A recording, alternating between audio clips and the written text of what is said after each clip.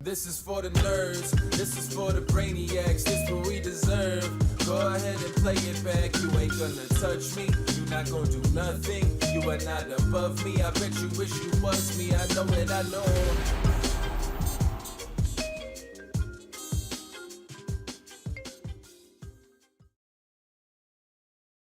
To another episode of the OnlyFriends podcast.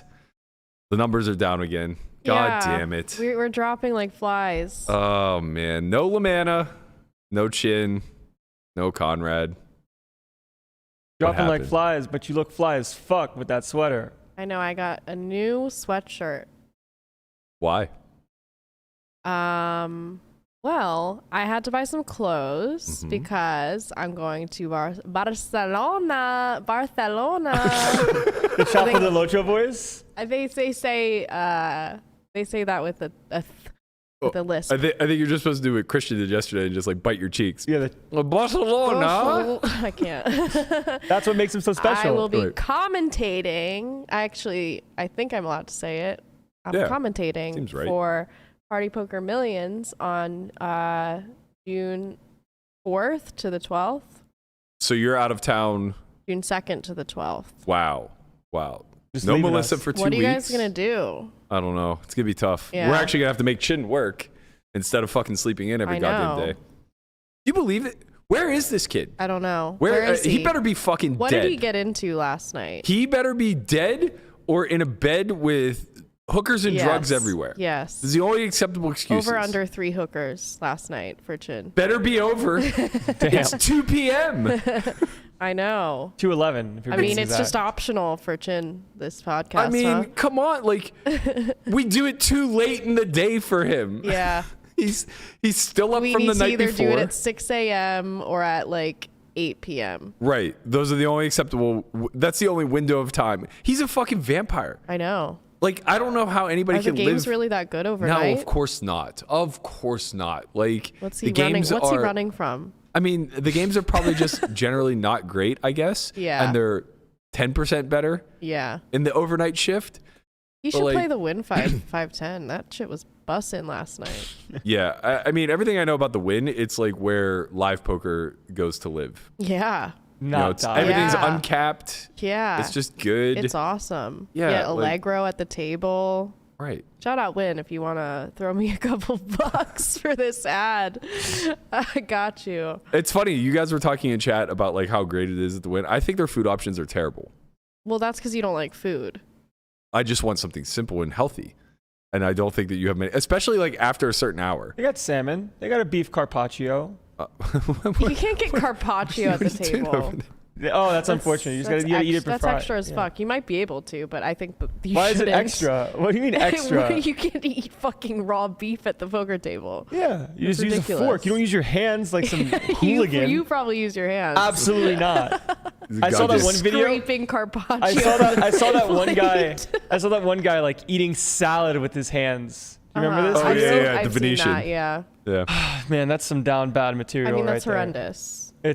I like personally eating sushi at the table because like the chopsticks and it's like one bite and it's really easy. That's raw fish. What's the problem with the carpaccio? You're scraping that shit with your fingernails. Absolutely and not. Biting it out. That would give you a disease probably. You would probably get sick. Maybe Chin did that. This is why I stick to normal fucking food. I get the calamari with the burrata from I feel Allegro. like your only That's options. Fancy. Fucking good. I feel like your only options after like 10 p.m. are Zuzu's and the Asian place. You can get Allegro till like 11:15. What's Allegro? Italian? Italian. They have a nice salmon. Italian. They have salmon with... As you can see by my sweatshirt, I love Italian food. Because you're wearing a Puma sweatshirt? Because I'm wearing a velour sweatshirt.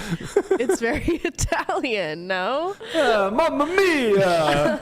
I'm gonna get some fucking mozzarella. It's like I'm Jersey Italian today. Right. Wow. Okay. This is a bad episode for Lamanna to miss. By the way, where the fuck is he at this point? Well, Chin too. He's Jersey. Well, Lamanna's actually 100% Italian. Okay. But both of them with his olive skin tested positive for COVID last Thursday.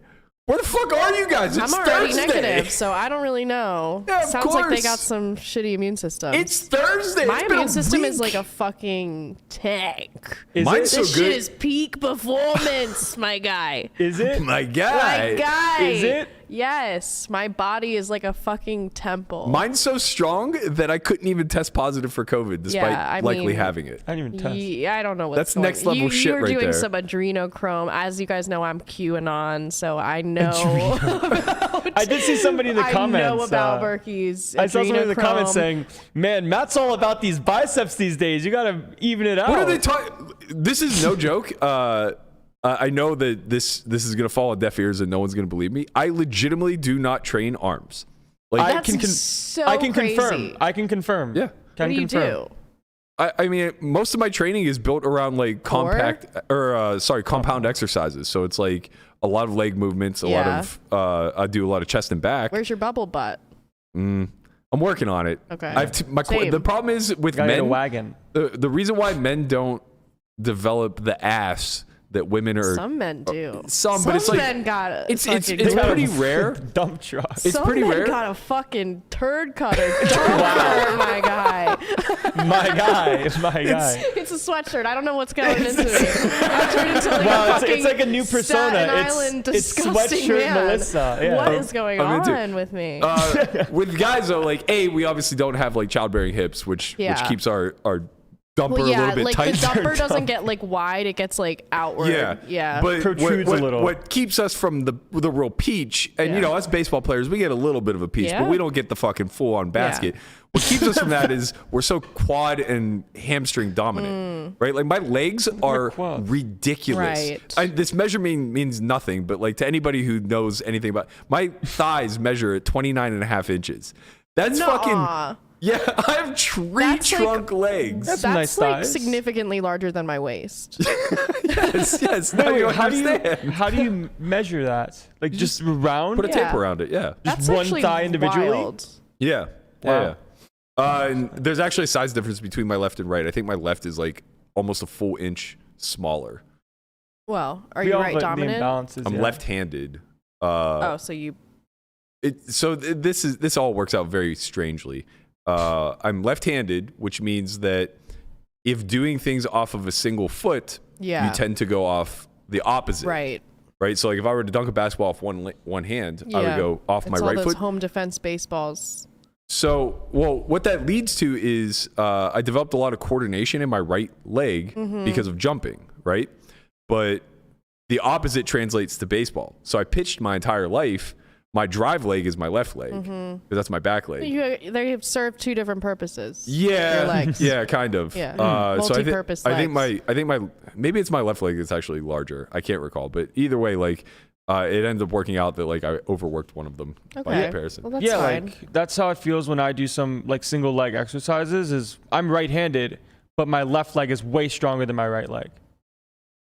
I don't know if that's the same reason, because like which leg is stronger? my opposite of my dominant Correct. hand. Yeah, that's common. Okay. But what's not common is when I kick. So I can kick with both legs. Like I'm relatively ambidextrous in that regard, but I'm much more right foot dominant. Yeah. Because I wanted to fit in as a kid. So like when we would play kickball, With like the right kicker boys. yeah, Okay. we were like 5 and 6 years old. Yeah. And I'm like trying to mimic. God, I hated kickball. the kids It around me. always hit my head. Really? I was like a ball magnet. loved kickball. Don't take that in a weird way. Sweatshirt Melissa really gets after it. Yeah. Sounds like your social life. But anytime like we were playing any sort of ball game, dodgeball, those fucking balls that were like that texture on them just hit your head and make a dent. Those ones were great because they were just swishy enough that you could really get a fucking I was grip. playing tennis and I fucking whacked myself in the head. I still have a bump actually on my head. When you guys were in high school, did you play dodgeball? Like, was that a thing? No. When I was younger. Okay, we like played elementary school? Yeah. What did you guys use for balls? Those those balls with the texture. They were air-filled, right? They were like red. Yeah. I didn't use the those. red, Okay. and they had that rough texture that sucked. Those ones were the in-between ones as far as like the max pain you could cause. Yeah. The ones that caused no pain were the ones that were just like small and foam. That was garbage. That were the ones that I used in middle That makes school. sense. Yeah. You went to pussy softy fucking kids. soft high fucking, school. Yeah. He went to private school. You want to know what we used? Classic private school. You want to know what we used? Rocks. Oh, man, you use fucking baseballs. I get it. I mean, Use rocks. we use volleyballs. Oh my god. we use volleyballs for everything. We use volleyballs for kickball. We use volleyballs for dodgeball. Yeah. Like those will leave a fucking mark. Yeah. Old versus new generation. Yeah. You get hit in the face with a volleyball. Your day day with a is tennis ball wrecked. is not fun either. No, definitely tennis. not. Please use tennis balls God, and I miss- Tennis ball, baseballs. yeah. Man, I miss. Or You ever play lacrosse a- ball. I miss My brother elementary. used to love playing catch with the lacrosse ball. I'm sure he did. Catch this! I'll teach you lacrosse. Like, I've been injured, like mildly injured. Not the over athlete and over. I'm that your not. family would like you to No, have like been. I'm really not. I think I have an athletic build and I can get athletic, but like coordination wise, I've been seeing some stories of you doing deadlifts. I love lifting, Yeah. but that's not like fast coordinate. I don't know how I played tennis. How did they put me on varsity tennis? That's how you know that You're tiny. my boarding school was like so small Right. that I Yeah. got put on varsity tennis, Yeah, and I had such bad performance Maybe anxiety. we can get you in the pickleball streets. Yeah, I mean, I could try, but I'm kind of scared to play you guys. You guys are so intense with games. Like, You'll catch up. So are you. It's fine. I am, So but in are a you. quiet way. Like, I was you fucking. guys are loudly intense. I went last night and I was fucking raging. Yeah, I believe got home it. and I like I've wanted to seen break you guys stuff. play board games. Like it's insane. I But was- you know what? It is fun to play you guys because you guys war against each other, and then I can like quietly sneak my moves. You've in. won one Sneak time. your moves? You've won You one sit there and time. It was like one time, and it was at 6 a.m. when you guys were like She's tired. she's like sitting there just happily collecting wild cards going, I got the Ooh. rainbows. Yeah, I'm trying to collect rainbows. Every- It's part of my strategy. You Every have no time, idea. so for some perspective and Ticket to Ride, when you pick up a wild card, you get 2 extra cards from the deck. Every time Melissa would pick from the deck, it sounded like 100% of just ooh, and just gets 2 more from the deck. It's like, how do you keep getting all these wild cards? I You're know, like, I'm lucky. I'm a collector. I'm lucky. I'm born lucky. This I've known since I was born because my parents drilled it into my brain. Right. This is why I'm a gambler. Sure. You were born lucky. You were born. Pick out our scratch cards for us. But Wow. I picked the winners. What an asshole thing to teach your kids. I know, right? But we were like, yeah, my family's You degenerate. defy math. My mom was in the basement playing pachinko. My dad got her a machine to keep her occupied because she was insane. So I was like, okay, just do this all day, please. Like, Right. stay out of my life. Did you ever play Sting? Or you might call it wall ball? Where it's like Yes. you use a tennis ball, you throw it at the wall. Yes. It has to bounce one time or as many times. If you miss it, you have to run and hit the wall before you have to touch the wall before the ball gets thrown at it. You know this game? Yeah, but we called it loose booty. What? Because the penalty was if you failed, you had to spread him. You had to spread him against the wall with your ass sticking out, and somebody got to take a running throw at your ass with the tennis ball. We didn't play like that. We played if you lost. So like you got the guys STING. sodomized each other It was- as a punishment. It was a ball, not a dick. Yeah. Yeah. So the way that like we would play would be like, let's say it's 5 or 6 people.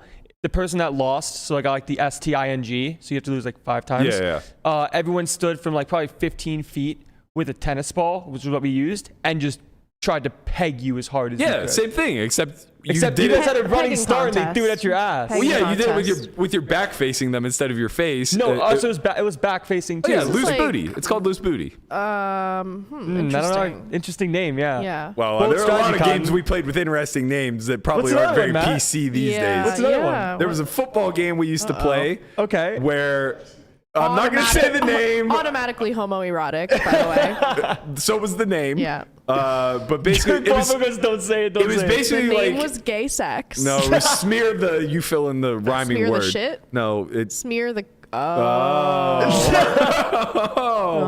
And basically it was a form of rugby. So like whoever had the ball was who everybody that was playing was attempting to tackle. And it was kind of like knockout in basketball where like if you could score, Boys then are you... so That wild. is not what we called it. We called it kill the man with the ball. You know what we... It was very simple, very straightforward. They That's threw so the Florida. ball. You caught the ball. It was like 1 versus 6. And it was just like you had to get to the other side of the field and you got a point. Yeah. You guys all did Landon bath made it to the salts. PC culture version. He's like, hey guys, you want to go play kill the man with the ball? Yeah. I didn't even know about this game. It was more told to me through Meanwhile, like girls are like playing dolls and like acting out all of their like traumas through doll play. Like I can envision Landon growing up like playing Frogger across highways and shit. Like, Yeah. you know, it'd be a great idea. Let's see if we can get from one side of the I-95 to the other. yeah, Listen, man, barefoot. I'm sure there's a headline that says Florida man plays real life Frogger, but it's not Sure. me. Yeah. Yeah, it not was. It me. was fucking Dwayne Haskins of the Steelers. But Yeah, you're bro. like a bougie R.I.P. Florida man. You grew up in Boca. I grew up in a nice part of That's why it Florida. was. That's why it was get the man with the ball. It was not instead get of- the man, it was wasn't take bath salts and fucking eat each other's faces with the Yeah, ball. it's not Boca. Not Boca material, I guess. Oh man, Yeah. growing up, I miss fucking being a kid. Yeah. I don't. I don't. I spent When I was a so kid, I much just time wanted to be an outside. adult the whole time. Oh, not I me. really felt like I was an adult. Like I took ballet when I was little and I quit because they talked to me like I was a baby. I was 3. And I was like, I don't like the way she's speaking to me. I'm not a baby. And I Unreal. quit. Like, it's insane. I was 6 months old. I was an adult when I came out of the womb. I I don't was- think I was ever a child. I was one of those kids that was like hyper aware that I was living out the best days of my life while I was a child. Were they though? Yeah, it's kind of funny because like I had a very tough upbringing as far as like home life goes, but social life and athletics and everything else was It's just kind of interesting. It didn't like best. translate at all. Like you had a very polar, like good social and school type life, but then home life was like mine was like my home life was shit, and I took it Yeah. out on everyone at school. Yeah, I think. Yeah, I don't know. I can't really explain why things are the You way had they like are. small town community type Yeah, thing. yeah. Though, Like to me, it was. I guess I didn't know how bad things were at home. Like I didn't have the perspective of an adult. Yeah. And B, it felt like relatively balanced as long as I could keep my skeletons in the closet. So as long as like Right. the kids didn't find out that my mom was a crackhead. They can't know my Right. mom does crack. Right, it's like, yeah, you have a little secret. anxiety over this stuff, Right. but like as long as it doesn't ever get found out, it's like I'm waking Yeah. up at 7 a.m. to show up to the playground to play Right. fucking wiffle ball. Like, what a good time. Yeah. or a The smear. kids in my school all knew. Like they would come up to me like, "Heard your mom's insane. I heard the cops were at your house the other day." I'm like, huh, "No, what? Yeah. That didn't happen." My mom you got know? arrested Wow. a couple of times when I was a kid. The first time was, so the first time was when I decided to move out. I think I was like 14. I was home alone on a school night, and at like 2 o'clock in the morning, my landlady comes pounding on the door because we didn't have a working phone, obviously. How could we? Right. She comes pounding on the door, and I'm like, what? Like, what? What do you want? I'm like, my mom's dead, right? Like, that's what happened? Yeah. Yeah. Like, every time something happened late at night, it's just like, oh, okay, she's dead. Yeah, for sure. She's like, no, your granddad's coming to get you. Like, something happened, blah, blah, blah. I'm like, okay. Like, is she dead? And she's like, no, don't worry. I'm like, okay. So he comes, picks me up, takes me to the jailhouse. And we're bailing her out. Oh my God. She was arrested for solicitation to an undercover cop trying to exchange sex for drugs. Like, okay. I'm like pleading with I don't remember if it was the judge or the arresting officer or who it was. I was just like pleading with him to not put her name in the newspaper because it's this tiny town. Yeah. You know? Yeah. And he's like, we have to release these reports. I don't understand. I don't know how systems work. So he goes, the best I can do is use her married name instead of your last name. Right. Which was saving. Nobody That's good. knew Yeah. my stepdad's last name, so it worked out. Nobody really ever found out. I think like some parents knew. It's wild though that you lived in a small town. I feel like small towns are usually like pretty gossipy, but like Well, nobody they are. knew. If it had said Patricia Berkey in the paper, everybody would have fucking knew. Right. But nobody was close enough to my home life to know that Yeah. like her last name was Slagle. Yeah. So I think like maybe a couple parents probably put 2 and 2 together. Yeah. Or like knew of her married name and stuff like that. Yeah. But they were pretty gracious about it and like either didn't tell their kids or. Right. Oh my God. Right, 'cause My, what do you- my what do you need to tell hometown your was kid? so Like- gossipy. Like everyone knew everything. Like Yeah. the very next day, kids were not allowed to come to my house. Right. Oh, Like, kids were not allowed to come to my no. house. Like whether their parents actually told them what was going on. Yeah. Nobody was I was allowed like, to do come you to my want to come house. over? Oh, why don't you come to my Exactly. house? Exactly. Like, oh, okay. Yeah. Yeah, my mom got arrested like a few times when I was growing up. Like she was the cops called her the ankle biter because she was like shorter than me, like 5 foot, maybe 4'11". And she just was such a crazy drunk that like they would wrestle her to the ground and she would bite their ankles. Oh my God. And they're like, what the fuck is going on? She's like this little Japanese woman just biting their ankles. That's insane. The ankle biter. The second time she got arrested was when my granddad passed away. So it was my sophomore year of college. And at this point, like everybody knew. Yeah. But I was older, so it wasn't a big deal. Right. She got arrested. This fucking idiot. She got arrested for filling my granddad's morphine prescription because he died of cancer. Oh no. So after he died? The day he died. No. Like his name's in the obituary in the paper. Oh no. And she went to the local pharmacy to get his script filled. And like they just immediately call the cops and take her away. Oh my God. I know it's gonna be shocking, but I don't have any stories like this. That is relevant. I'm sure there was someone you grew up with in Boca that you knew. Yeah. That their parents were in jail a lot. No. But it was like white collar shit. Nobody? So no. Yeah, white collar shit, they like pay it off and Yeah. stuff. No, Like that was I like can't- that actually like happened in my hometown. Like there was like weird like rich people pedophilia shit that was like getting found out and stuff. Yeah. But like they would just like sort of it would scoot by. It would be in the news for a sec and then like go away. It's really crazy. Like my tiny town, looking at it now, is just riddled with crime and drugs. And like there's a methadone clinic like a mile outside of the town. It really went to hell like 5 years after actually right around when I graduated, they closed down the steel mill. And that was what really like kept, let's call it affluent people. Yeah, they weren't really like, affluent, there was but more they were like poverty after that. Yeah, like the median income was probably somewhere in the neighborhood of like 40K in like 2000 to 2010ish. So when I say affluent, I mean like middle class. But like once the mill went under, a lot of those people, the electricians, the engineers, and things like that were making decent income had no reason to stay. Right. And they left, and what ended up coming in was Section 8 housing, a lot of low-income families. And before you knew it, like people were just slinging. There was a meth explosion. This must have been like 2010. Man, so much shit happened after I left. It's so crazy. None of this stuff happened growing up. You were holding that town together. It feels that way. Honestly, it does.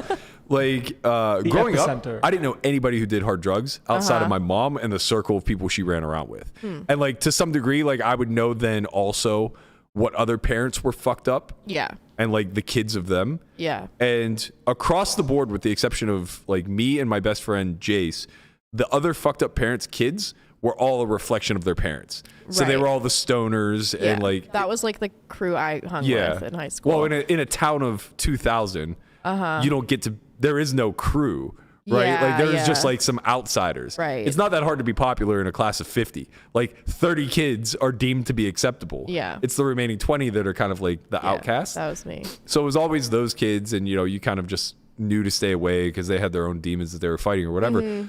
But like after graduating, like there was nothing hard going on. Like I literally remember a handful of drinking parties my entire high school life, and like nobody did hard drugs. None of my friends even smoked weed until like well into college. This is like so opposite of my high school. Like 5 years after I left, maybe closer to 10, a house exploded cooking meth, and it made national news. Wow. A murder took place in one of my childhood friends' homes that had been sold by the brother of I want to get this right. Fuck. I don't know. Basically something happened where like a lot of people that I knew were getting involved in like a lot of shady stuff. Yeah. So like there was like deaths and suicides like and murders. People who stuck around in the town after. Yeah. And it's like deaths, suicides, murders. This meth lab just like explodes in the middle of this tiny little town. Like we were in the news all the fucking time. Yeah. And it kind of makes sense because the location of Leechburg, where I grew up, is it's like right on the cusp of going into rural Pennsylvania, if you will. Right. So like 2 miles outside of our town in any direction is farm country. And then in one specific direction, so if you go, I believe it would be south, I think, or maybe west. It might have been west. You're going towards the city. So like you're immediately approaching the city, and you're not that far. Like we were like, I don't know, 18, 20 miles away from Pittsburgh itself. Right. And there are a bunch of suburbs prior to that. So, you know, you're maybe like an 8-minute drive from a major suburb like Plum or whatever. Yeah. So it's weird because like, you know, all in this one direction is more like suburbs and city life, and then in the other exact opposite direction is like rural farmland. So once you take away the steel mill and the reason for people to like actually be there and, you know, live normal lives, the whole thing just collapses. Yeah. And you just get that whole rural, low income kind of people just like that didn't leave because they had nowhere to go, kind of. Yeah. It's the exact opposite of anything my high school experience. Boca's bougie as fuck. And you went to private school. Well, I just mean even around that, yeah. Like I knew when I was a kid, I did not want to be a kid anymore. Felt like I had no freedom. Got bullied a lot. It wasn't really that great of a childhood experience. And like when you're saying like you're hyper realizing that like you thought you're living the best days of your life when you were a kid, I kind of feel that way now. Yeah, that's how I feel. I knew I was living the worst days of my life when I was a kid. Like I knew that like whatever happened after would be way better. Yeah. Like I never knew that, I guess, what happened, but I knew that I wanted to have more freedom, and being older granted that freedom. Yeah. Where I didn't have that youthful freedom that you do have as a kid with the lack of responsibilities and this, that, and whatever. That, like, this is sort of the peak of my life as it wasn't back then. Yeah, I never felt like, and when I was in high school, I was just like, I couldn't wait to get out. Like, I couldn't wait to move out of my mom's house. Like I moved out when I was 16, so I cut that early, but like I was just, my childhood was not fun. So I knew that like, I feel like now I'm like aging in reverse because now I feel way more like childlike and like just more free than I ever did when I was a kid. 100%. Like I'm the exact same way. And it kind of, I guess, reflects in the way that I act on social media and just life in general. Like I don't really care about much, man. Yeah. Like I kind of just. You must have been really different like when you were younger. I didn't talk to. Yeah. Like I guess a good start would be when I was younger, I would, I guess, consider myself introverted and didn't talk to many people, but also didn't really have many friends. Whereas now, people from the outside see the opposite. Yeah. Where it seems like I'm an extroverted, like everyone's my friend. Yeah. Kind like of you're thing. Doing social stuff a lot. Exactly. And you're like always talking to somebody on the phone. Or someone I know of in some regard. Yeah. Kind of thing. And it's probably just because when I was younger, I didn't have friends like that. Like I never had friends where I went to people's houses after school. I never had friends where we would do something even after school in the sense of like, oh, like what are you doing this weekend? I didn't have weekend friends. I had school friends, sort of, but not, oh, like we want to go to the water park this like weekend. What are we doing this weekend? Yeah, like what are we doing? Am I hanging out at your house? My school was never like, happened. So like what drugs are around this weekend? Absolutely not. Yeah. Wow. There was so crazy to me. Not even for drugs. I mean, it was right outside of Philadelphia. So like we would go into the city and pick up drugs. I think that's maybe why I knew that like I was living the best days, so to speak, because I was so heavily involved in athletics and I just knew that there's a shelf life to that. Yeah. Even if like you're lucky enough to go pro, like you still only get to do it to your mid 30s. Yeah. So it's just like, I know I'm engulfed in this thing that I'm so passionate about and love so much. And I had the exact opposite experience as Landon. Like every day, the second I got home from school, I was on the phone with friends. And it was just like, okay, whose house are we going to? What are we going to do? Are we going to play football today? Are we playing wiffle ball today? Like every single day, there was no more than an hour of downtime before it got dark. Yeah. Before like we were all just coming together. Fun. Yeah. I mean, it was a blast. And honestly, like I can even think back to as we started to age. And when I say age, I mean going from like middle school to high school to like upperclassmen. Yeah. They would lose interest in that stuff because now dating and girls and alcohol would like not necessarily take priority, but it was on the table. Yeah. Right. It was a potential activity. So yeah. And like everyone was less interested in getting sweaty. They were more interested in dressing up and like at night on Fridays, when we were younger, we would all quote unquote walk around. So everybody would come to town. We used to do that too. This is so amazing. Like never did any of this. Poor LeMan. I wish he was here for these stories. Actually, I don't because they're embarrassing for him. So he lived in the sticks. He was like a solid 10-minute drive outside of town. Yeah. And like those kids really had to work to be social because like they don't just have the luxury of meeting up with everybody. Like we would literally just meet at the high school, just walk, and then just start walking. Yeah. Where would you walk? Where would you go? Around town. Hence yeah, walking we used to around. do that. We would walk from school to like there was like a shopping center thing with like a pizza place and. Yeah, so like this would start at like 11. Wow. And like 11 years old.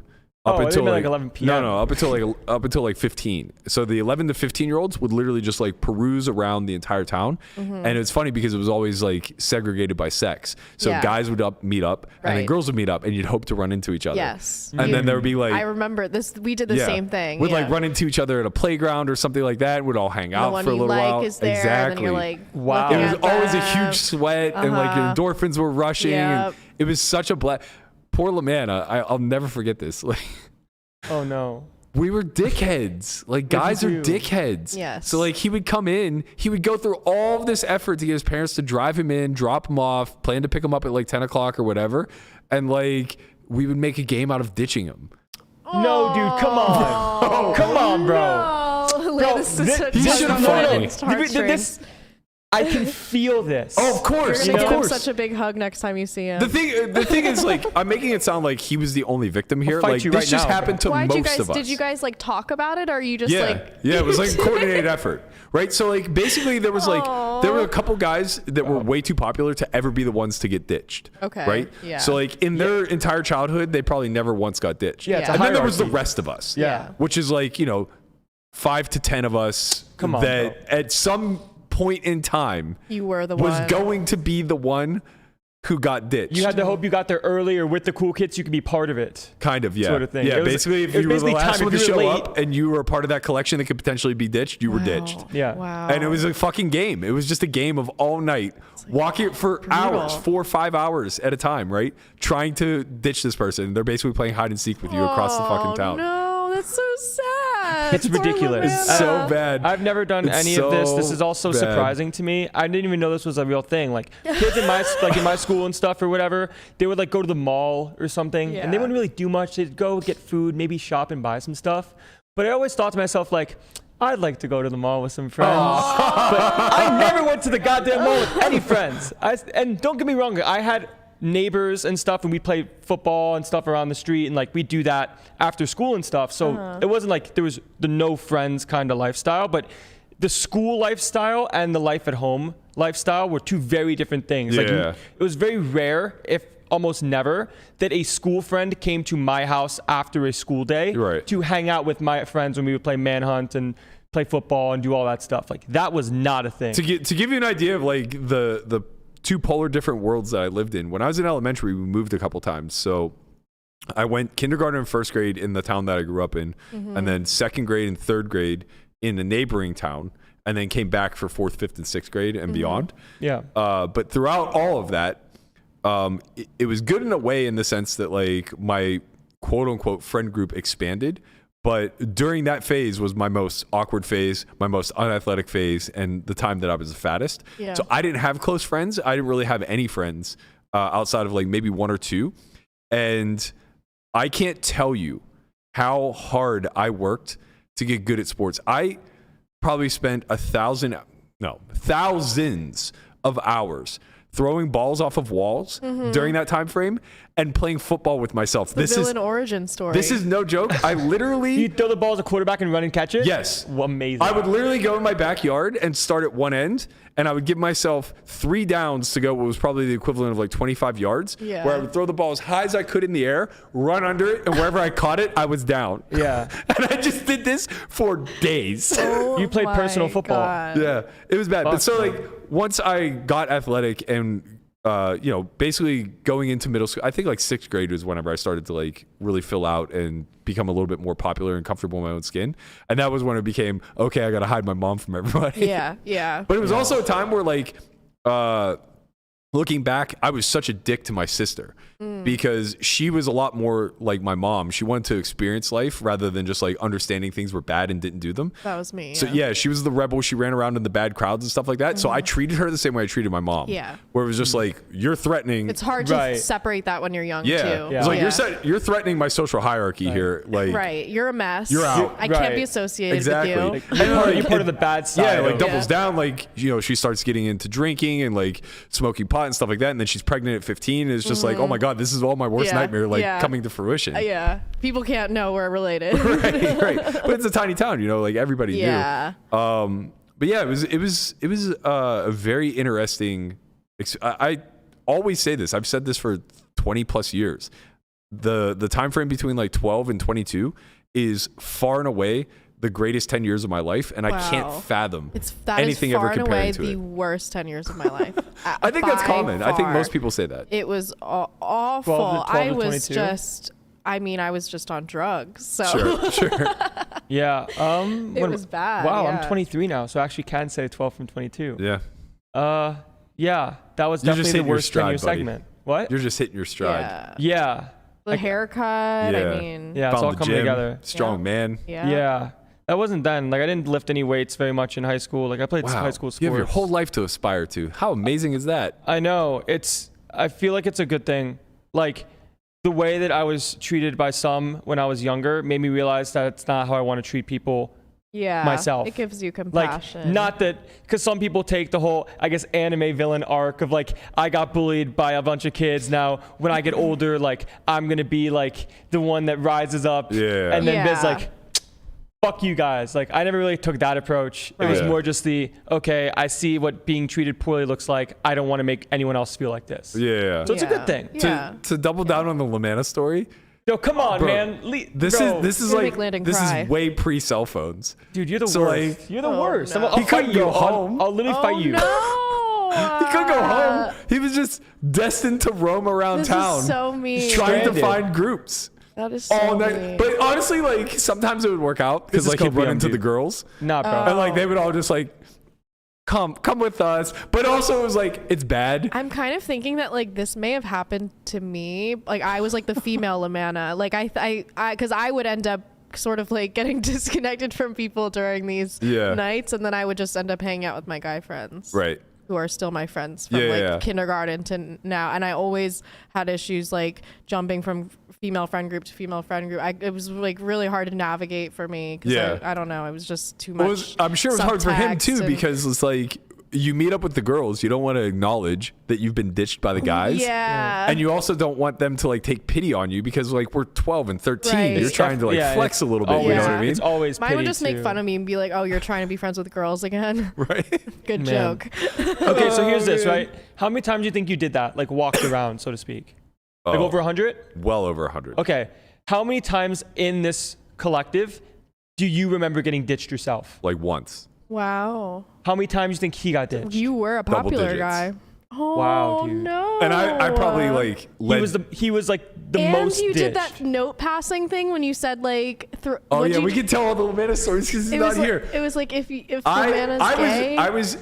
Here's the thing. I took a lot of pride in my sense of humor and the ability to be funny. But I also did it at people's expense because I really didn't understand how bad that was. Bro, he should have fought you when you were younger. He 100% should have fought me. He should fight you now. You guys should fight now. He should get at least 5 free swings. 100% should have fought me. He should have fought you. He gets like 2 free swings. I can't believe you guys are still friends. This is there was a huge falling out. We hated each other. I could see why. Well, the funny part is like I disliked him because he was very immature. But the irony was that prior to that, I was incredibly immature and made him probably very self-conscious. Yeah. And then you ditched him. And that probably made him act out more. Right. So like when he was 16, 17, 18, he acted like a little, like he was a very attention-seeking like kind of kid. Dude. And it bothered me to no end. But like what I forgot was when we were 12, 13, and 14, I was ditching him walking around town. Yeah. And like we were best friends from like 10 to 13. So you were then best like 14 friends to 16 was like when we started to discover girls and stuff like that. And like, you know, there's a pecking order. Yeah. And it's just impossible. More competition arises. Wait. You guys were best friends when you were ditching him? No. You said 10 to 13, and you walk around at 11. Yeah. But like we walked around 11 to 16, so it was more like the 13 to 15 age range. So you ditched him as he was your best friend. No. You're saying you were Landon's like so offended for Lamanna right now. I'm just defending the sense of if you're calling someone he wasn't my best friend at the time. Frenemies. Hey, by the time I was 13, my best friends were Gumby and Jace. And Lamanna, like you Gumby. couldn't be best friends with somebody who lived 15 minutes away. Did Gumby get ditched ever? Never. He was too popular. He was cool. He was the most popular kid in school for sure. Was he called Gumby back then? Yeah, of course. Bro, Gumby is the coolest guy. the guy that Gumby. The Gumby is the coolest big guy at school is named waving Gumby. guy. And this is the cool guy? This is ridiculous. Man. He was a sick fucking athlete. What's Gumby up to now? Married, bunch of kids, probably cheating on his wife. Who knows? Damn, bro. I honestly haven't talked to him in like a long Sorry, time. Gumby's wife. Sorry, Mrs. Gumby. Wow, dude. But yeah. Don't peek in high school, Cheaters kids. exposed. Don't peek in high school. I have to tell these Lamanna stories because otherwise they'll never get told. I can't do it to him when he's here. They're too embarrassing, but they're also too fucking funny. You can call this punishment for not being here. His fist. This is what you get for taking the extra day off. If you would have came today, this would have never came out. So there's two stories. The first one was this is when him and I were still probably a lot closer. I think we were like 13, maybe 7th or 8th grade. But in our high school, it was so small, it was 7 through 12 all in the same building. So we're having lunch, and there's 2 lunch periods, and it's not divided by age. It's just like your class schedule. So it's a mix from 7 to 12 in both periods. And somewhere along the line, we realized that the milk cartons they gave you, if you push down the flap up on top, turn them over, and stomped on them, it sounded like a bomb going off. Yes. Well, this is all somebody like Lamanna, who's super attention seeking at the time, needed. And for like days, I'm talking days, consistently, he's turning these milk cartons over and popping them and just laughing like a little hyena. Is this just like I feel like there's certain things kids do that are just universal. Yeah. And that's one of them. That's definitely one of them. So this last day that he does it, he turns it over, and as he's about to step on it, this kid Alex McKim, I think we told this story when he was here. I told it to you too while he was here. Yeah. He turns it over and he's about to do it, and this senior, his name's Alex McKim, whose nickname was Booby, stands up and goes, and he looks him right in the eye. Just makes eye contact with him. Like that was me. I was like the mischievous. No. Oh. I was the Alex guy. Okay, I was like, shut the fuck up. Stop it. Like, why is she so angry? He looks Alex right in the eye, and he just gets this shit-eating grin on his face and goes, pop! McKim.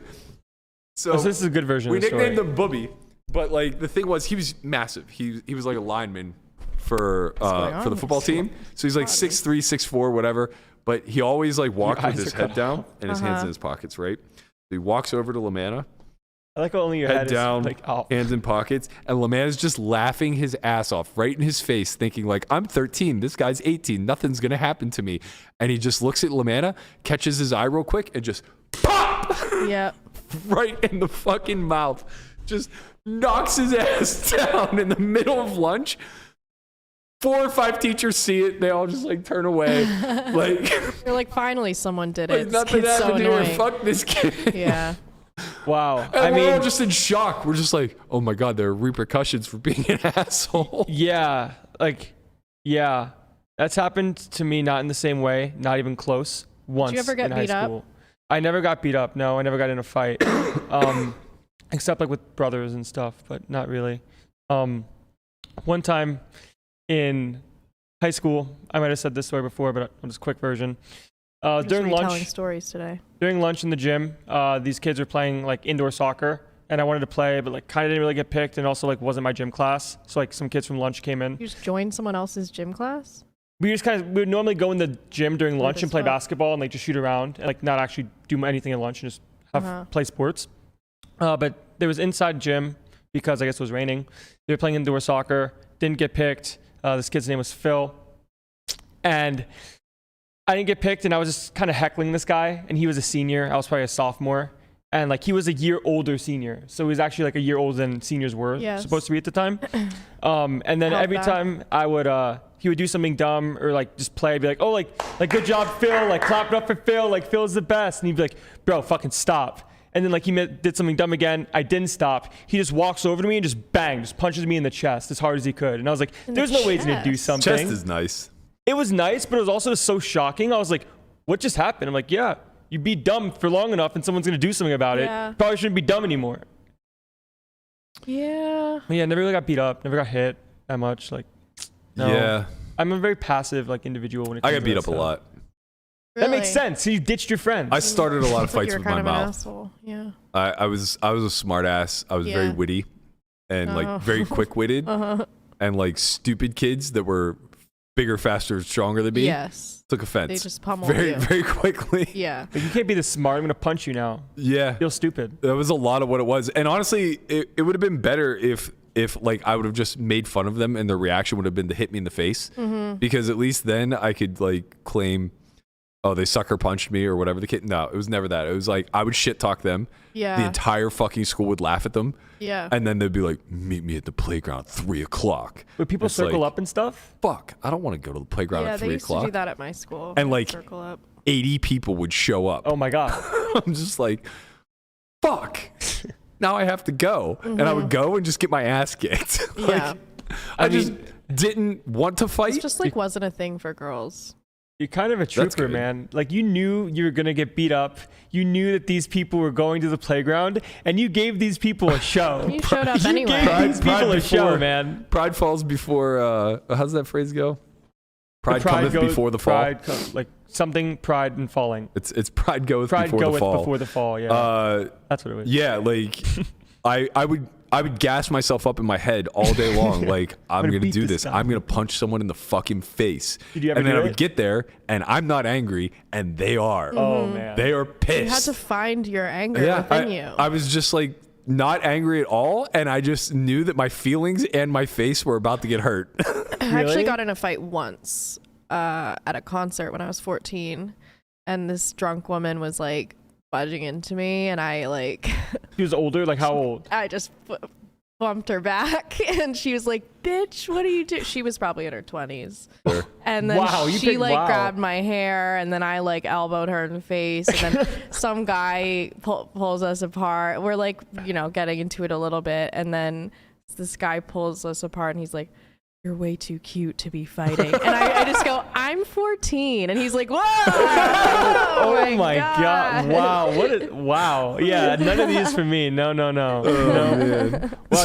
You fought someone almost like twice your age, maybe. She had a beer in one hand and a cigarette hanging out of her mouth. She's like, I'm 14. Get the fuck off. Yeah. Wow. I was like I was a little scrappy. Like if a guy came up and was like grinding behind me, I would just elbow him right in the stomach. Strong. Wow. Because I just had this sense of invincibility when I was younger. Like, what are they going to do? Like, the worst thing is they, like, beat me up and kill me. I don't care. Sure. Well, yeah, I never thought like that. I never valued my life. I don't care if I die, whatever. Got a lot of black eyes. But then I got bigger, and people stopped fucking with me. It was a good feeling. Yeah. I just found the gym, got big, and kept running my mouth, and suddenly all the fights disappeared. Suddenly you're just allowed to run your mouth. Little did they know, had they challenged me, I would have just continued to get my ass kicked. Yeah, you're still the same guy. It's like, oh, he's just stronger now. He looks scarier. Yeah. The punches might actually hurt now. Lamanna and I almost fought when we were 17. It had been scheduled for like should have fought, dude. Days. You guys needed this. And it was going to be at this girl's birthday we need party. to make this happen. Nah, I'd kick his ass now. Well, we can put odds. Give him odds. Yeah, you only get to use one hand because you were such a dick to him. That's fine. You have to tie your left hand behind your back. That's fine. He's old and withered now. Or blindfold him or something. Blindfold would be a bit much. You guys are literally the same age. Yeah, but like he is 40. Oh, I mean, see, we're starting the fight, the beef now. Yeah. Brian's just in his beard. Brian's just in the chat going, meet me at the playground at 3.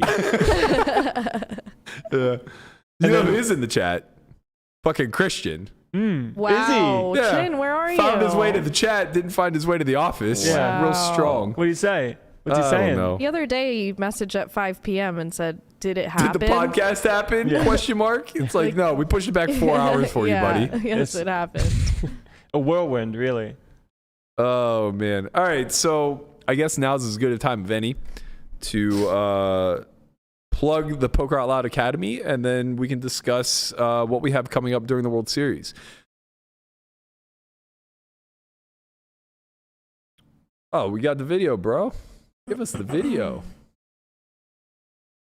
That was my fault. We do have a Poker Out Loud Academy coming up. It's going to be a 4-day-long academy, a little bit different structure than what you've seen before from us. You'll get 2 full sessions playing Poker Out Loud style format where you are asked to speak your thoughts in real time whenever it's your turn to take action. The other 2 days will be spent studying theory, the principles on day 1, and the mechanics on day 2. Brought to you by the Solve for Why coaching crew, including myself, Matt Hunt, Christian Soto, Chris Convalinka, and Landon Tice. If you've always had dreams of playing Poker Out Loud, this is your opportunity.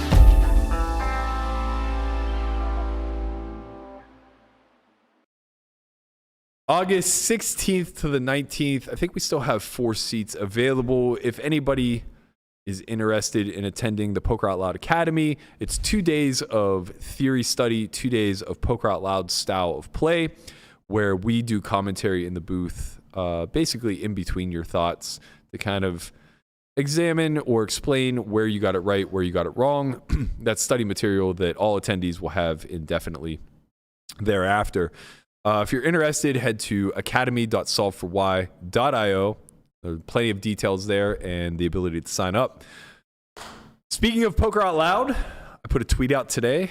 I said that June 28th and 29th, we are going to consider shooting for season 8 of Poker Out Loud.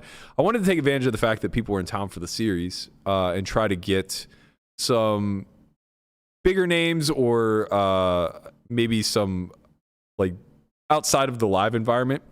So online some players. Some non-US people. Yeah. Some Euros, some non-live guys.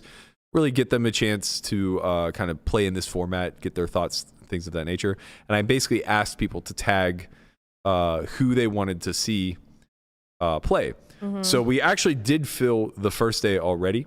We got Schwan will be playing. So she's going to play the 28th. Can't play the 29th because of the ladies event. So I think what we're going to end up doing is 2 separate lineups, basically, because the 28th and 29th seem to conflict for some people. But Schwan committed to the 28th. K-Rab is a loose commit right now. Still waiting to confirm with him. Nick Marchington is in.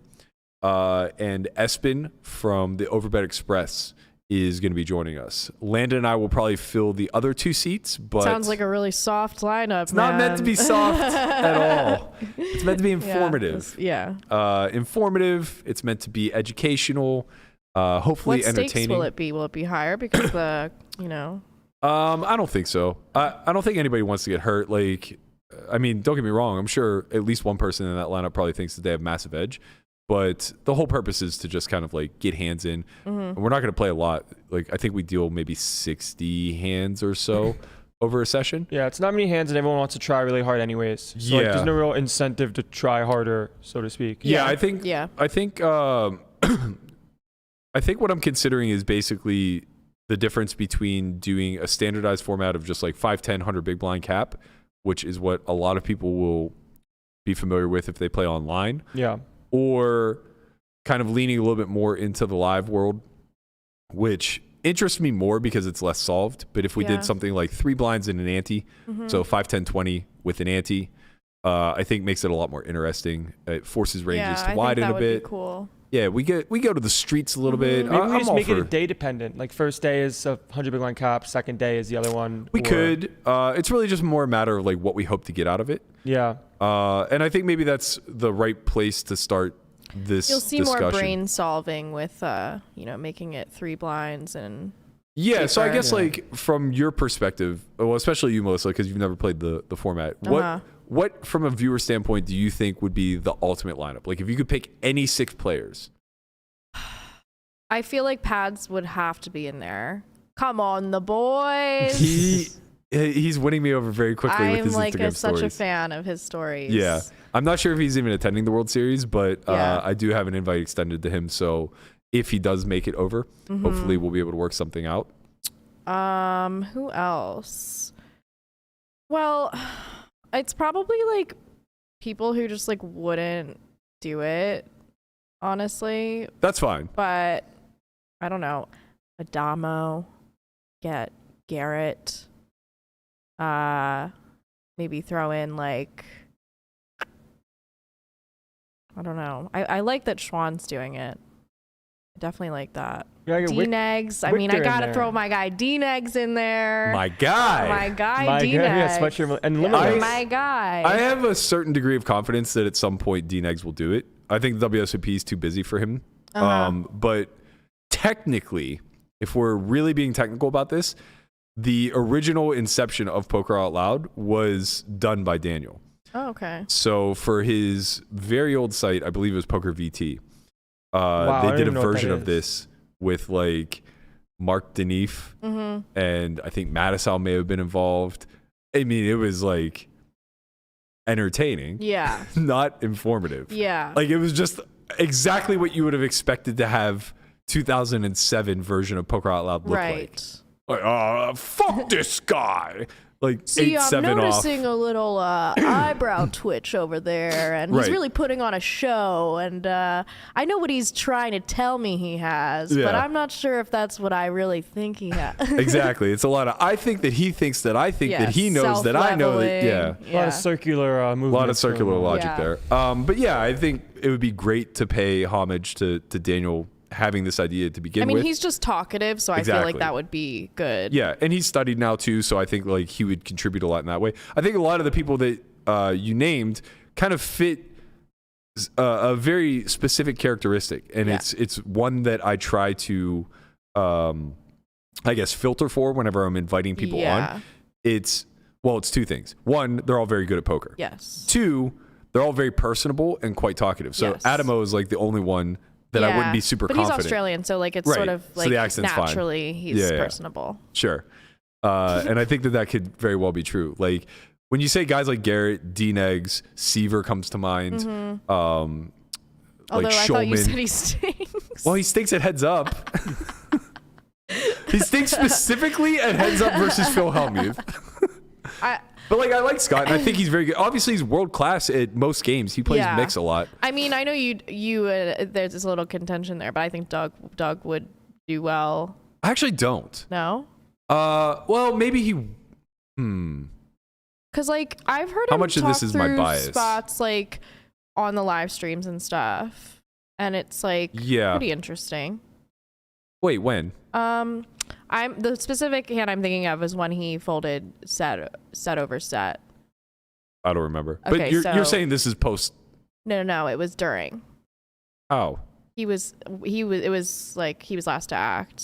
He was deciding between calling or folding. I see. And he sort of like parsed through it and he decided on mixing. And I guess my instinct of why I said he wouldn't do well is not because he wouldn't speak his thoughts well. I think he actually would be great at that. Yeah. I think my instinct was that all I've seen out of him playing ring cash is he's just like average. Yeah. Like he seems to get a lot of spots like weird, but actually that might be very good for the product because like we'd get to understand why. Yeah. And you know, I think a lot of people could say the same thing about me. It's like I do a lot of weird shit where it's like being able to actually hear why or whatever reasoning I'm using is probably pretty interesting. So yeah, maybe I rescind. Yeah, I think it depends on what like everyone wants different things because if you're looking from like a strict, okay, what makes the most sense? What are these range bets, what sizing should I choose? From a perfectly studied strategy, the 100 big blind 6 max cap makes a lot of sense if you're looking for like correct decisions on the most part. Where if you add brain solving, you're seeing people work through things in real time. So we trying to give people the actual clear-cut solver strat in certain spots and then make adjustments? Or are we trying to say, okay, here's a game format that we all sort of loosely know, now make the most of it? I think the latter is what's more interesting, right? Yeah. Because I think so think of the people that we listed. So what would you rather see? D-Negs, Garrett, Schulman, Seaver, Dan Smith. What would you rather see them play? 100 big blind, 2 blind game, no ante, or uncapped 3 blinds and an ante? Yeah. My answer is going to be different because I really enjoy the 2 blind like structure just from how much I've learned from it. So I'll be interested to see it, but I understand from a viewership perspective, it's much better to be the latter. It's not even close. Yeah. Well, I think it's just really useful to hear the way people brain solve and the thought process from that, because it's not just like listing options from a solver output. They're actually taking you through like the mental checklist of things that, I guess that was the point I was trying to decision. make with that list, is that I'm sure Garrett, Daniel, Seaver, Schulman, Dan Smith, people like that, I'm sure they could get to something close to what a solver would do in a 2-blind, 100 big blind game format. Yeah. But they're not going to be anywhere near perfect because they're all live players. Yeah. Right?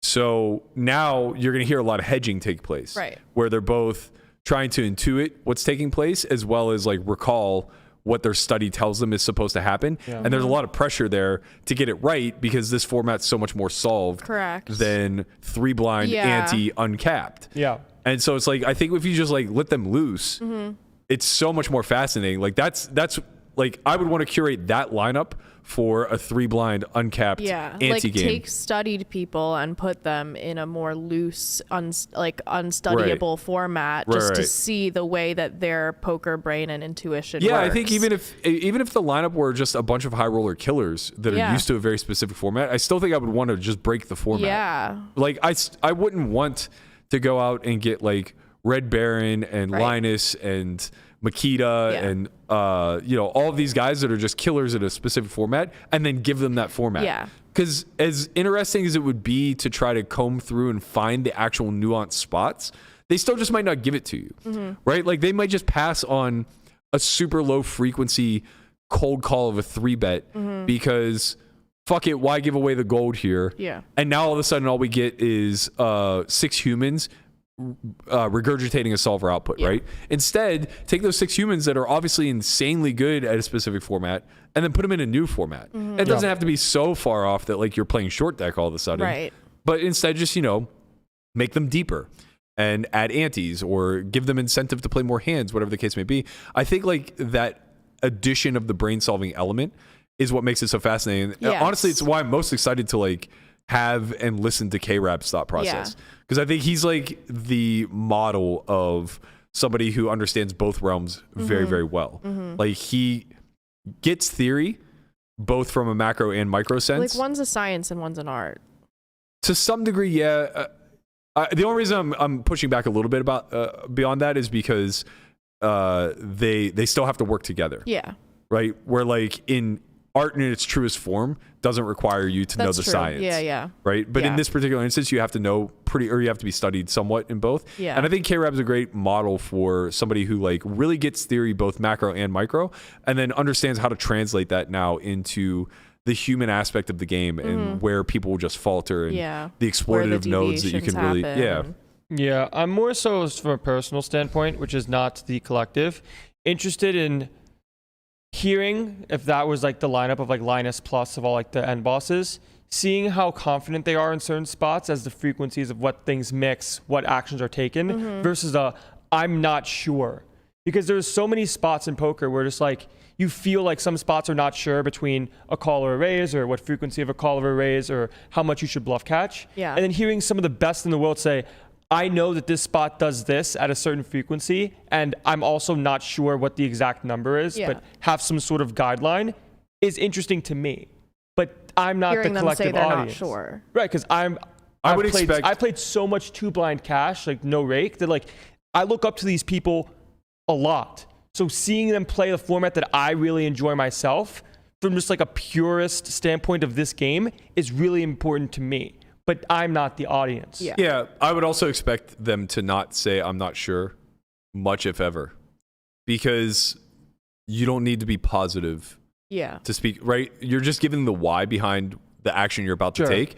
And if you just know that it's mixed, you don't need any more certainty beyond that, right? Like that's kind of the big scapegoat of all of this. I feel like you hear good players say, I'm not sure a lot. Yeah, I think it just depends on how if their feet are put to the fire, right? It just depends on how they speak. Well, it's also if your feet are to the fire, right? Like if you're forced to discuss a spot that mixes and determine whether or not it leans closer to pure one way or the other, then yeah, people might say like, oh, I'm not sure if this is like closer to a 50-50 mix or closer to a pure bet than it is a check, right? But that's often just not going to be the case when you're in game, right? You're just going to have spots and you're going to say like, I'm confident that this candidate mixes. And like the conversation will just end there, right? So like the only time you're really going to get the I'm not sure's are going to be from like me, where I get into a spot and it's like, I'm pretty confident this isn't a pure bet, but I'm not positive, right? Like things like that, because I'm going to be a lot more gray in that mezzo level, where you're looking at fringe combos that are going to either be like slightly plus EV or neutral, and that's all going to look the same to me. Yeah, because of the way I study the game from like the macro lens, right? So like slightly winning plays that may be pure at like plus 0.5 big blinds. Yeah. To me is going to look like a mixed candidate. They're like, oh, this is probably a 0 EV candidate, right? Yeah, because when I personally think about mixing and the idea of it in certain spots, I think about, okay, does this mix? What options are mixing? Because sometimes all of the options are on the board. And then I would think, okay, is it a high frequency this way, low frequency this way? And then I would think about how I interpret the spot. So it goes a little bit deeper than the does this mix, because most stuff, if you're not sure, if you studied a lot, feels that way. Because like, the decision doesn't feel like one way or the other. Otherwise, it would feel like a pure call. We were talking about that last night, how when you are in a 0 EV spot, it feels that way because it feels like it could go either way. Exactly. So I'm not necessarily worried about, okay, 70% call, 30% fold, but mostly, okay, I think this would mix. I think it's a low frequency raise, mostly call. Sure. Like I'm worried about that stuff more than just, does this mix? Yes, right. No. I'm saying like, I'm looking into it more than the casual. Yeah, and I'm saying somebody like Baron, I imagine, wouldn't have any confusion in those spots. Man, poker's so hard. It is hard. Is so hard. It is hard, but like when you dominate a format like that is otherwise pretty level across the board, right? Like he managed to separate himself win rate wise, by a magnitude of like 3 or 4 compared to the next biggest winners.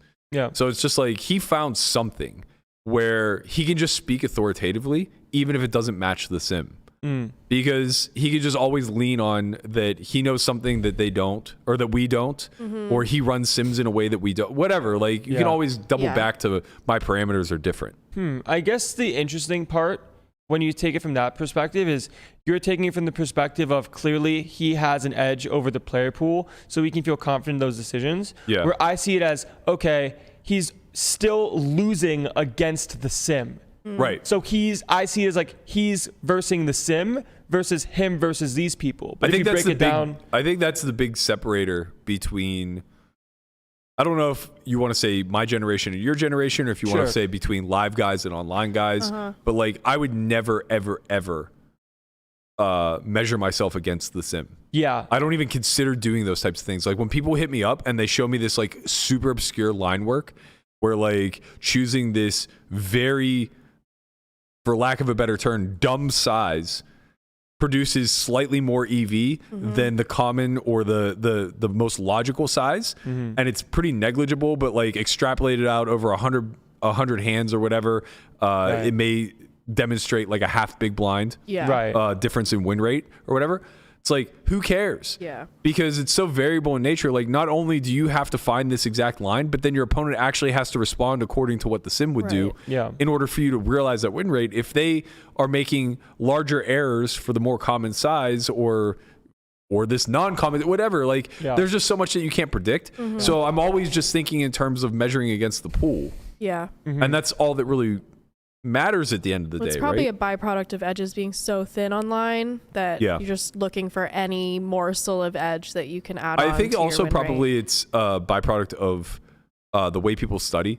So in live, there's no data at all. Yeah. So we can't data scrape anything. Yeah. Online, there is a range of data available to you, and everybody kind of chooses a different lane. Right. So either you go the mass data appeal or the mass data route, where you get hundreds of millions of hands and you try to translate that into pool tendencies and then curate your strategy around where the pools are weak, or you just run a HUD and you use that for in-game tweaks, but otherwise try to adhere to the most GTO strat that you could in the common case. Yeah. Right? And those are two very different things, right? So like for live, we're much closer to the HUD runner, where it's just like, okay, I'm just going to learn a basic game theory strategy. And then adjust player dependent. But we're adjusting way more than the HUD guy because our HUD stats are very particular. Yeah. And you have are good stats. all across the board. You have a good program. Yeah, right. Where it's like for them, 8 out of 9 guys at the table are going to be playing very comparable stats, and one guy's going to stick out like a sore thumb. Yeah. So it's like they don't gain as much, right? And so it's very important for them to find the baseline. Yeah, when you play live too, like your lifespan of overall hands played shrinks, right? You've played such few hands in comparison to the amount of hands that I've played. Yeah. Right, so when you're playing online, it's like, okay, this loses X amount per 100. Playing 100 hands isn't difficult, but if you're playing live and you say this loses X amount per 100, it's like, bro, it's gonna take 4 hours to play 100 hands. Yeah. Or whatever, 3 hours, 2 hours, whatever it is. Like, it's just a completely different game. You won't play that exact spot 100 times in your life. Exactly. So it's like, it's worth this amount one time in this spot. You don't get to play it 100 times in the same You really situation. have to look at every variable available to you. That's the thing for online players. It's very critical to be protected over the aggregate. Yeah. Where for for live players, it's every spot is so amplified. It's like a smash and grab, and you just try to make the most you can. The magnitude of each individual spot is so amplified by comparison, right? So like it's very critical to us to not value bet slightly too thin against a player that we think has too tight of a range because, you know, basically shoveling in that extra 50 big blinds on the river could be a massively costly mistake against this one exact person in this one exact spot. Yeah. And we have to like trust in real time that we are going to be able to maximize that spot one way or the other. And we don't want to worry about the aggregate because we don't get to realize the aggregate. So for all intents and purposes, a lot more presence, I think. Like you have to really be like present in that hand. You can't sort of just go into autopilot mode. This is something that friend of Solve for Why, Jason Sue, works very heavily with. He's actually doing our mastermind a week from Saturday, so the 28th, I believe. He has a World Series prep course coming out, and he's going to do one of the modules from that. But it's basically built around this idea of presence, and it's honestly something that like it's very easy to dismiss and just say, no, poker is a science. Like you need to know the math. You don't need to be in touch with your body, your mind, or whatever the case. But when you're in the live realm, there's a lot of fucking edge to be gained by being in the right headspace at the right time. Yeah. And I would love everything. Right. I would love to dismiss it and just say like, oh, it's hogwash. But I know that locked in feeling. Yeah. It's so different than just showing up and putting on your B game or kind of going through the motions and mechanically doing whatever the sim would have you do. Yeah. You just outperform the sim in a lot of spots whenever you're really dialed in and you can read to some level the story that your opponent's trying to tell and how confidently they're telling it. Yeah. Like you just don't get to see the long run when you play live in these spots when like everything's so important. Like bluff catching correctly or folding correctly. Whereas online, it's like, oh, probably worth 0 EV. Not too sure whether how much it calls or folds. I'm going to mix here. It's probably worth nothing. Call. Right. Or fold. Not that important. Where in the live realm, it's like, this is worth a lot. Yeah. And that's just a technical difference in the game types. Yep. Even though they're both poker, they're different. I get to play a million hands if I want. Right. You get to play 500 in a day if you play for 12 hours. Yeah. And that's just not a thing live. Yeah. Quick update on Poker Out Loud. The chainsaw, Alan Kessler, has confirmed that he will play in spite of the fact of no one inviting him. Oh my God. His hat is officially in the ring, though. It's almost like the reverse of like let them play. Yeah. Where it's like, nope, I'm gonna play myself. I've decided. You know, well, it's like guys, I will throw my hat in the ring. Like, I think somebody tagged him. I think somebody tagged him in the thread, and he just like snapped replied, "I'll play." Yeah, it's like yeah, maybe. It's like you just kind of look at him. It's like a snap. Put the hat down. You're welcome. I'm in there. You know, it's like be a real masterclass on folding. Oh yeah. Here we're seeing hijack open.